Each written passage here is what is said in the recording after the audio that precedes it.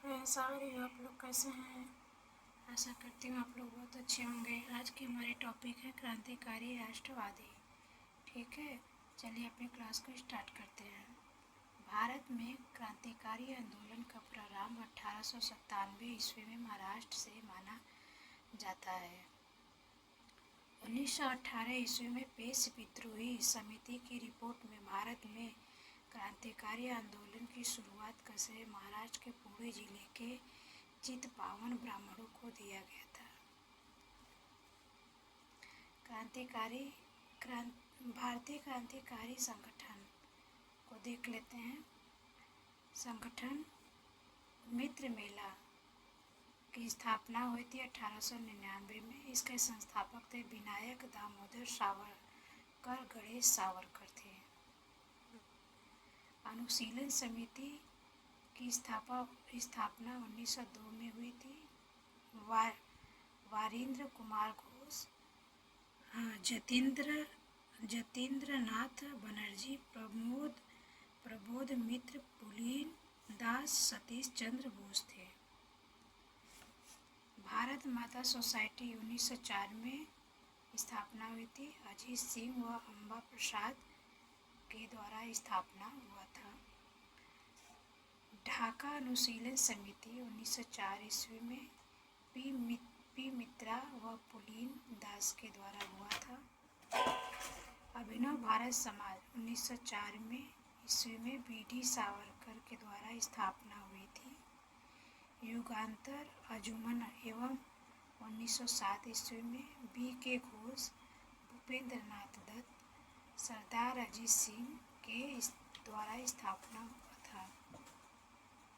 Hindustan Republic association 1924 में सचिंद्र नाथ सन्याल, राम प्रसाद बिस्मिल, योगेश चंद्र बनर्जी के द्वारा हुआ था। नौजवान भारत सभा 1926 में हुई थी। स्थापना भगत सिंह के द्वारा। हिंदुस्तान सोशलिस्ट रिपब्लिक एसोसिएशन की स्थापना 1928 में चंद्रशेखर आजाद के द्वारा स्थापना हुआ था। व्यायाम मंडल प्रथम क्रांतिकारी संगठन माना जाता है। इसकी स्थापना 1896 से 1897 ईस्वी में चापेकर बंधुओं दामोदर व बालकृष्ण ने की थी। 26 जून 1897 ईस्वी को इन्होंने पूना के प्लेग अधिकारियों रैंड और एम हस्टन की हत्या कर दी थी। इसे भारत की प्रथम राजनीतिक हत्या माना जाता है। 30 अप्रैल 1908 को खुदीराम बोस एवं प्रफुल्ल चाकी ने मुजफ्फरपुर के जिला जज D.H. किंग्सफोर्ड की बग्घी पर बम फेंककर हत्या करने का प्रयास किया, किंतु दुर्भाग्य से इस बम विस्फोट कांड में राष्ट्रीय आंदोलन के समर्थक मिस्टर कैनेडी की पत्नी और पुत्र मारे गए। इस घटना के उपरांत प्रफुल्ल चाकी ने आत्महत्या कर ली और खुदीराम बोस को गिरफ्तार कर 11 अगस्त 1908 को फांसी दे दी गई। ये बीपीएससी में पूछा गया क्वेश्चन है। खुदीराम बोस सबसे कम उम्र के 18 वर्ष में शहीद होने वाले क्रांतिकारी थे।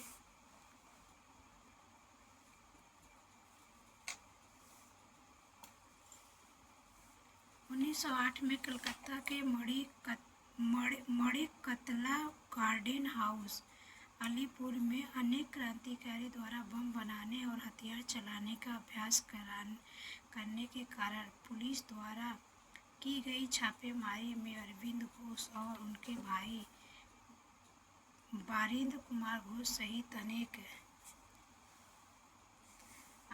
क्रांतिकारी पकड़े गए।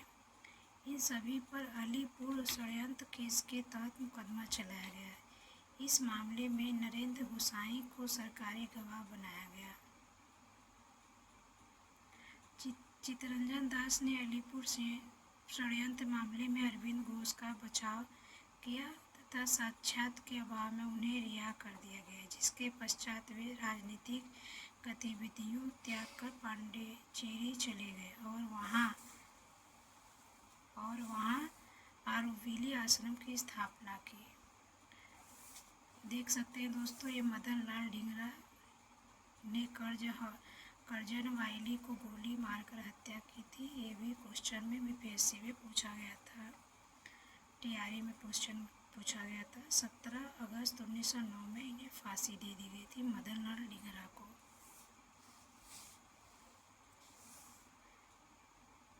23 सितंबर 1912 को कलकत्ता से दिल्ली राजधानी स्थानांतरण के समय अपने परिवार के साथ दिल्ली में प्रवेश करते समय वायसराय लॉर्ड हार्डिंग पर रासबिहारी बोस ने बम से हमला किया तथा गिरफ्तारी से बचने के लिए वे जापान चले गए। लॉर्ड हार्डिंग पर बम हमले के मामले में अवध बिहारी, अमीरचंद्र, बाल मुकुंद और बसंत बिश्वास पर दिल्ली षड्यंत्र केस के तहत मुकदमा चलाया गया और तथा उन्हें फांसी दे दी गई।